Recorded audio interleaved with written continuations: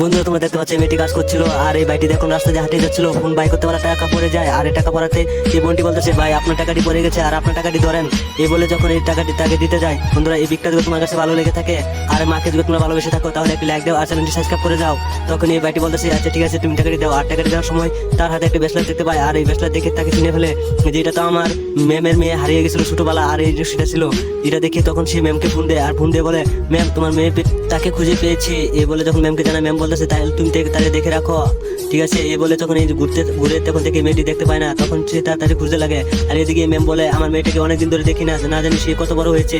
মাই তাই খুবই কান্না করে যায় আর তাড়াতাড়ি সে চলে যায়। আর তখন এই ম্যামের পিছনে ছুটতে থাকে আর এই বাইটি খুঁজতে থাকে। তখনই সে এসে দাঁড়ার পরে বলতেছে আপনি, বলতেছে আমি তোমাকে ব্রেসলেট দেখে যখন চিনে ফেলা হয় তখন তার মা বলে এই ব্রেসলেটটা আমি তোমাকে দিয়েছিলাম ছোটবেলা, তুমি হারিয়ে গেছিলে। তখন মা মেয়ে এখনো। বন্ধুরা তোমরা দেখতে পাচ্ছ মেয়েটি কাজ করছিল আর এই বাইটি দেখুন রাস্তা দিয়ে হাঁটিয়ে যাচ্ছিল, ফোন বাই করতে পারা টাকা পড়ে যায়।